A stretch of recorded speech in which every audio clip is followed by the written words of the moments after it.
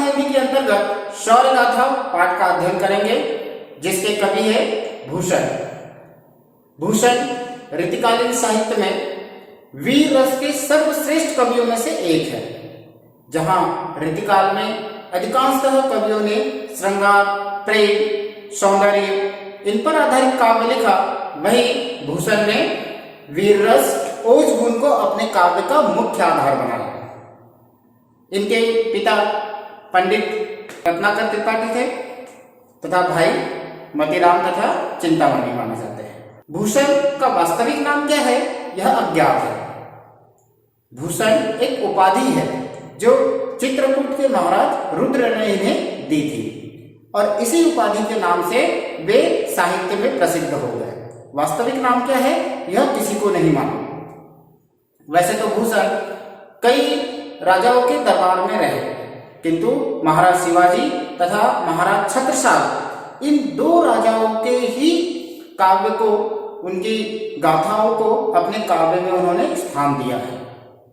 महाकवि भूषण के द्वारा केवल 3 ग्रंथ विरचित माने जाते हैं, रचित माने जाते हैं, जिनमें पहला है शिवाशौर्य, शिवा बावनी और छत्रसाल दशरथ। भूषण अरबी, हिंदी, फारसी, उर्दू इन सभी के अच्छे ज्ञाता भी माने जाते हैं और वीर रस में इन्हें प्रसिद्धि हासिल है। हमें इस सौर्य गाथा के अंतर्गत 2 उपशीर्षक दिए गए हैं, जिनमें पहला है शिवाशौर्य और दूसरा है छत्रसाल प्रशस्ति। शिवाशौर्य में महाराज शिवाजी के शौर्य का वर्णन है, उनकी वीरता की प्रशंसा की गई है। वहीं छत्रसाल प्रशस्ति में महाराज छत्रसाल का वर्णन किया गया है। शिवाशौर्य उपशीर्षक के अंतर्गत भी 2 छंद दिए गए हैं। पहले छंद में महाराज शिवाजी की चतुरंगिनी सेना का वर्णन है तथा दूसरे छंद में महाराज शिवाजी अपनी सेना का नेतृत्व किस प्रकार करते हैं, इसका उल्लेख किया गया है।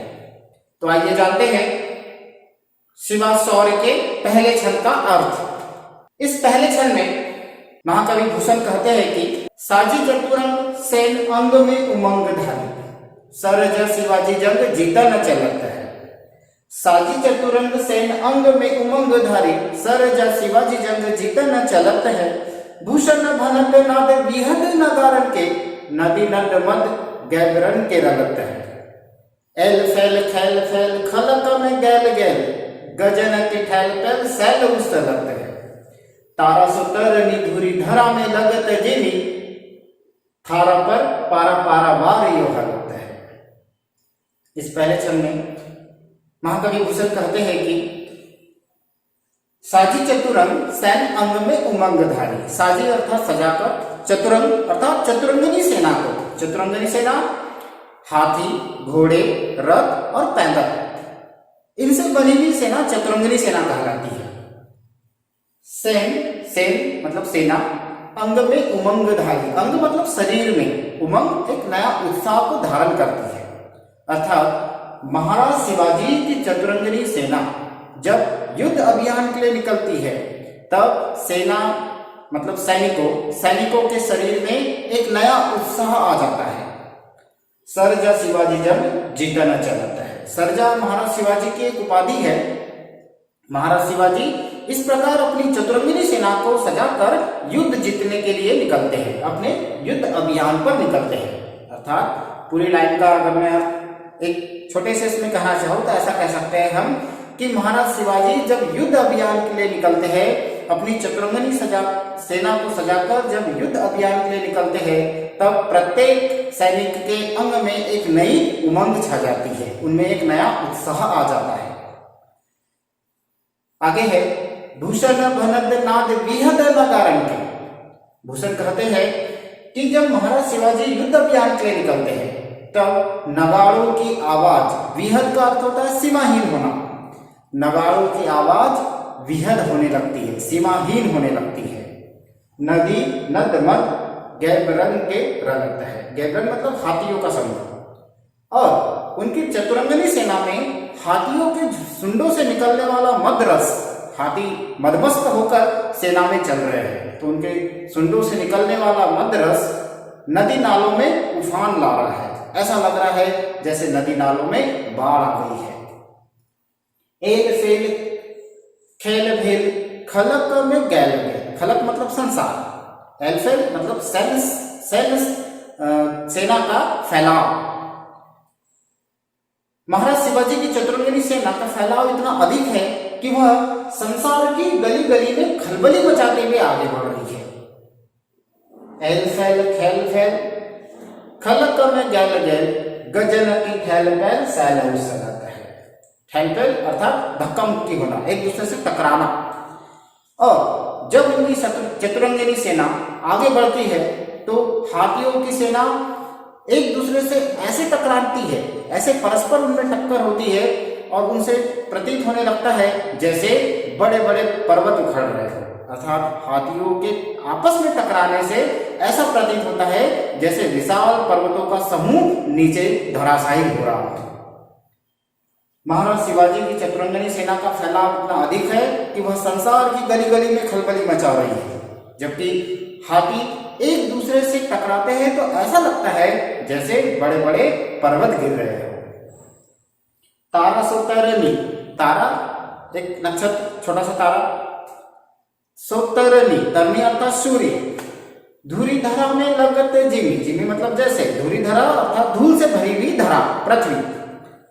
हाथियों के सेना के चलने के कारण या चतुरंगिनी सेना के चलने के कारण पृथ्वी पर इतनी अधिक धूल उड़ रही है कि उस धूल में सूर्य भी, चमकता हुआ सूर्य भी एक छोटे से तारे के समान दिखाई दे रहा है। हाथी चतुरंगिनी सेना के चलने से पृथ्वी धूल सहित हो चुकी है। पृथ्वी पर ऐसी धूल है जैसे सूर्य एक छोटा सा तारा हो। थारा पर पारा, पारा बार योग लगता है। अपनी चतुरंगिनी सेना के चलने के कारण पृथ्वी ऐसे हिलती है जैसे थाली में रखा हुआ कोई पारा हिल रहा हो। तो इस प्रकार अतिशयोक्ति अलंकार में महाराज शिवाजी के चतुरंगिनी सेना का वर्णन इस प्रथम छंद में है। अब देखते हैं अगला छंद। इस शिवासौर में दूसरा छंद है। महाकवि भूषण कहते हैं कि छूटत कमान बान बंदूक और कोकवा। छूटत कमान, कमान अर्थात तोप, बान बंदूक और कोकबा, कोकबान एक विशेष प्रकार का तीर है जिसके चलते ही एक ध्वनि होती है, एक विशेष प्रकार का साउंड निकलने लगता है। मुश्किल हो मर चाहूं की ओट में, मर चाहूं मतलब मोर्चा बंदी करना। सैनिकों के रक्षा के लिए कुछ खाई बना ली जाती है, उसके पीछे में छुपकर खड़े रहना। ताही समय शिवराज हुकुम के हल्ला की दावा बालिक वेसीना पे बीरा ने ले जोट में। महाराज शिवाजी की सेना शत्रुओं पर आक्रमण कर रही है। इसी बीच शत्रुओं की सेना आक्रमण करती है। जब सेनाएं एक दूसरे से लड़ने लगती है तब युद्ध में विशेष प्रकार के कोकबान, बंदूक, तोप, तीर यह सब चलने लगते हैं। इनके चलने से, किनके चलने से? तो बाण, बंदूक और कोकबान के चलने से मोर्चाबंदी करने पर भी प्राणों को बचा पाना मुश्किल हो जाता है। मतलब युद्ध इतना भयंकर है कि वहां पर अपने प्राण बचाना मुश्किल है। महाराज शिवाजी की सेना शत्रु सेना के समक्ष थोड़ी सी लड़खड़ाने लगती है। तो ऐसे समय में महाराज शिवाजी अपनी सेना का मनोबल बढ़ाते हुए तेज आवाज में गर्जना करते हुए उन्हें आक्रमण करने के लिए कहते हैं। तो ताही समय शिवराज हुकुम के हल्ला की। तो ऐसे समय में महाराज शिवाजी जोर से आवाज देते हुए अपनी सेना का मनोबल बढ़ाते हैं और उन्हें प्रत्याक्रमण करने के लिए कहते हैं, आक्रमण पर आक्रमण करने के लिए कहते हैं। जैसे ही महाराज शिवाजी का आदेश होता है वैसे ही महाराज शिवाजी की सेना शत्रुओं पर आक्रमण करने लगती है और दावा मतलब अधिकार, बांधी वेसीन, वेसीन अर्थात शत्रु पक्ष, और शत्रु पक्ष के सैनिकों पर वह अपना अधिकार जमा लेती है। महाराज शिवाजी की आज्ञा पाकर उनके सैनिक शत्रुओं पर विजय प्राप्त करने लगते हैं। भूषण आगे कहते हैं कि भूषण भनद तेरी, भूषण भनत तेरी हिम्मती कहाँ लो कहाँ, कीमती यहाँ लगी है जाकी भट्ट जोट। महाकवि भूषण कहते हैं कि हे महाराज शिवाजी, आपके साहस का वर्णन करना असंभव है। आप वीरों के समूह में सर्वश्रेष्ठ हैं। आपकी वीरता वीरों के समूह में प्रशंसनीय है। ताव दे दे मूछन, आपके सैनिक अपनी मूछों पर ताव देते हुए कंगूरन पे पाव दे दे, शत्रु पक्ष के कंगूर पर पाव रखते हैं। कंगूर अर्थात महल की सबसे ऊंची चोटी, महल का सबसे ऊंचा स्थान। घाव दे दे अरे मुख कूदी परे कोट, आपके सैनिक अपनी मूछों पर ताव देते हुए शत्रु पक्ष के सैनिकों के टीलों में उनके मुखों पर चोट करते हुए, उन्हें घायल करते हुए, उन पर वार करते हुए उनके किले में कूद पड़ते हैं। आपके सैनिक अपनी मूछों पर ताव देते हुए सैनिकों के मुख पर वार करते हुए उनके किले में ही कूद जाते हैं। इस प्रकार इस दूसरे छंद में महाराज शिवाजी की सेना का वर्णन है कि वह किस प्रकार प्रत्याक्रमण करती है। इसके बाद महाराज छत्रसाल की प्रशस्ति का वर्णन है, जिसे हम अगले वीडियो में पढ़ेंगे।